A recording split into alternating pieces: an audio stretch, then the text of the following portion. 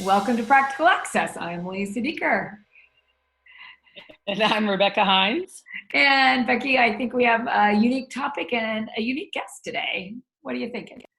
Well, we do, Lisa. We've been talking this season about soft skills and those skills that are important for students, lifetime skills. And we've talked a little bit about different employment, transition, those types of things. But I thought today we'll take advantage of a special guest that we have available, and that is my sister, Cheryl Hines. Now, some of you may know Cheryl from HBO's Curb Your Enthusiasm. That's right. I play Cheryl David on Curb Your Enthusiasm. And I also studied improv at the Groundlings Theater in Los Angeles. So that's my background, is mostly comedy and improv and acting. So I know. Go ahead, Lisa. Yeah, so we were thinking about, our thoughts about teachers working with kids with disabilities in general, but also parents. And one of the first things that you're great at is making people laugh. And I was just kind of curious if you could help us think a little bit as the teachers and parents, how to help kids understand when laughter is meant in fun, maybe when laughter feels too personal. How do you help people think about that in some of the training that you've done? Well, I think in your case, in teaching and with kids, I would advise to, as we say in comedy, room.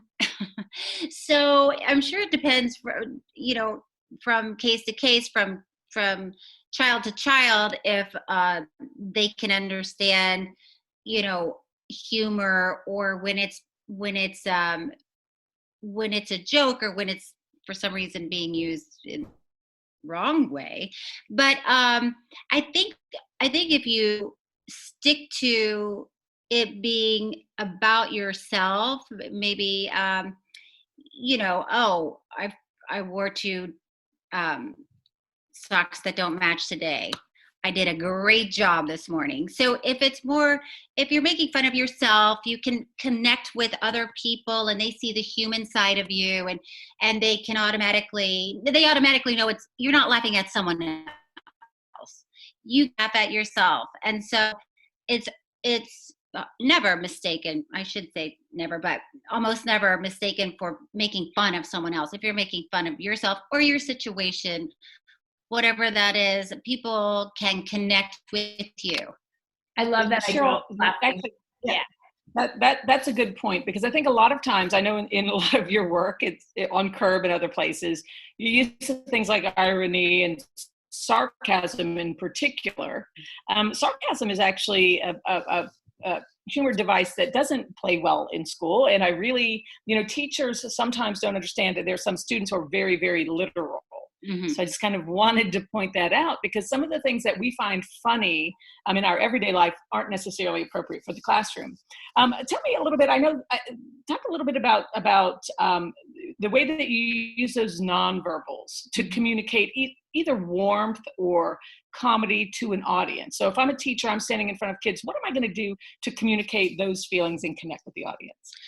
Well, when you first get in front of anyone, even if you smile, it's an emotion that someone can understand and connect with. So people are looking to see if, are your arms folded and you're hunched over and you're acting like you don't want to be there, then they're going to receive that signal and think, oh, you don't want to be here. I don't want to be here either. I don't want to hear anything you're going to say. So if you can take a breath, and what I do before I go into almost any situation, especially where I know I'm going to have to perform, or I'm going to have to interview with someone I don't know, I will make a fist with both of my hands and ball them up, and I'll scrunch my face up really tight, and I'll squeeze my hands for about 5 seconds, and then I let it go.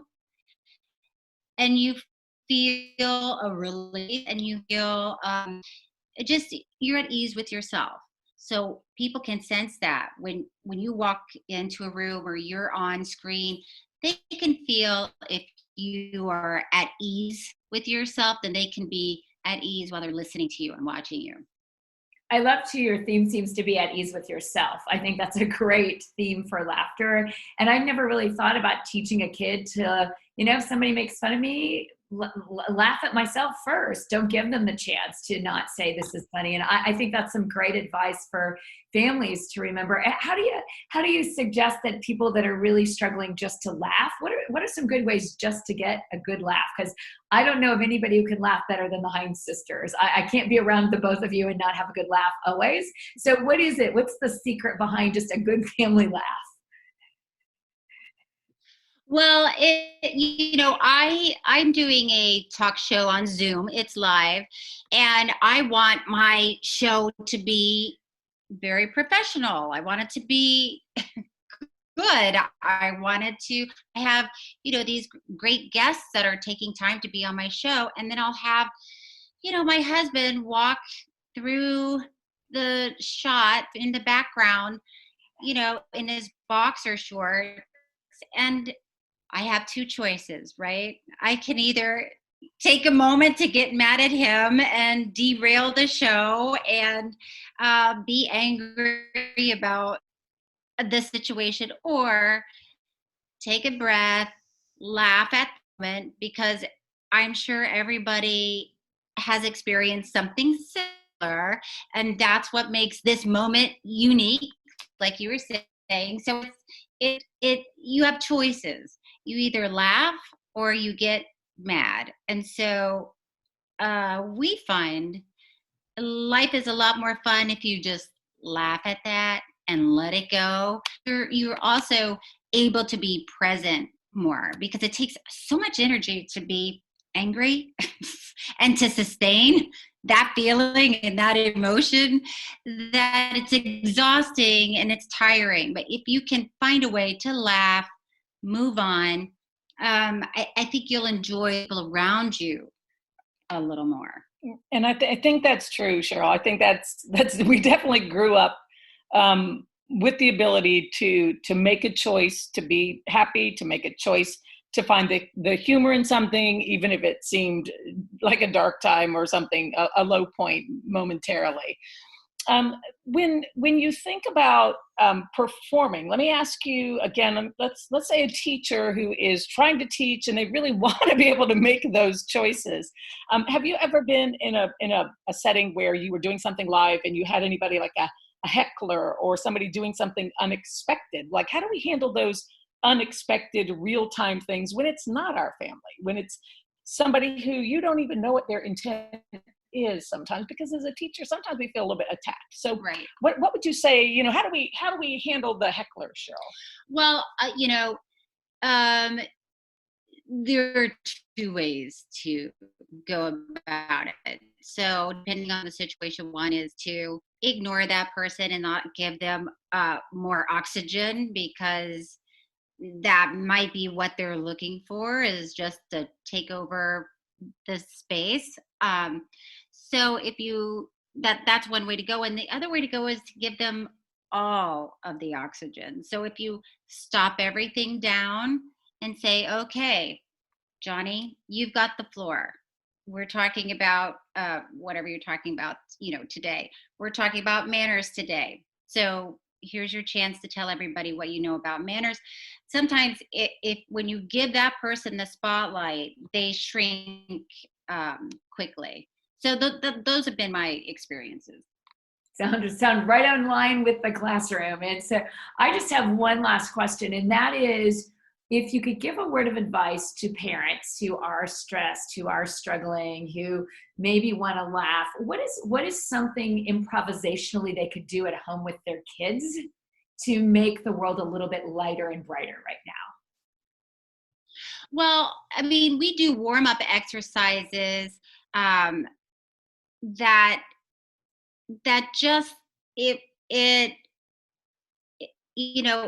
you just throw out an emotion and everybody does it for 3 seconds. It's like, but you do it on a scale of 1 to 10, you do it a 10. So if it's like, everybody's happy,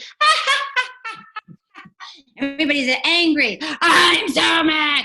So you sort of go through these emotions and you have, everybody in the room or your family doing all this, it somehow is a release, and people bond together because they're having fun and you're being silly. It's really fun to be silly and not, not worry about it too much. We used to do, this isn't part of my training, but we used to do, we would play Ha. Did you ever play Ha? And everybody lies on the floor, and one person lies down, and then the other person lies with the back of their head on somebody's stomach, and then the other person lies on the back of their head on somebody's stomach. And then the first person says Ha, second person says ha ha, the third person says ha ha ha, and you keep going. And then of course it just ends up being silly, ridiculous bundle of people lying on the floor laughing. Well, that's the secret to Hollywood success, you guys. I don't know why I didn't make it, because I played as well. So Cheryl, as we're wrapping up, I just wanted to ask you, because you have trained people in comedy classes, and again, I'm just going to bring it back to the teachers for a second, and we do know, humor is a welcomed trait by teachers, but everybody's not funny. Can you make yourself more funny? Did you have students who weren't funny? And if you did, like, what advice would you give people who are like, yeah, I want to be those things, but it's really not me, and I don't love making a fool of myself. So like, what are some low-hanging fruits there they could grab to just warm up or change or lighten up the setting? Well, it's like I was saying before, self-deprecating humor is a good way to go, and it could be something, small. It could be, I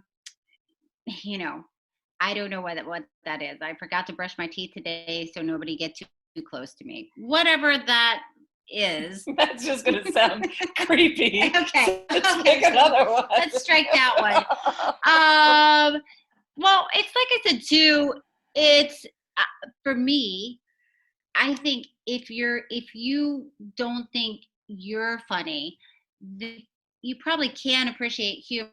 And there's so much online. There's so much where if something strikes you as funny, you can say, on the way over here, I saw a guy walking his dog, and the dog was even wearing a face mask. So that's kind of funny. It's a way to connect. It's not on you. You don't have to be funny, but you can, have a light moment with someone and can, convey a warmth that people will feel. And if you're, like we were saying, it's an emotional connection. If you're laughing, if you're smiling, if you're talking about a funny dog or something that you saw, people will connect with that and respond because they'll be able to relate to it. And I think I just really appreciate not only your time, but just that whole theme of making it about myself and relationships. And I think that's really what you do so very well. So thank you for your expertise, and thank you for joining us on Practical Access. Becky, what are we thinking about for next time? Lisa, I think next time we're gonna dig a little deeper into creativity in general and think about, what can we do to add that layer to our classrooms. Well, thank you again, Cheryl. Thank you, Becky. And please send us a tweet at Access Practical if you have questions. Thank you, Lisa and Becky.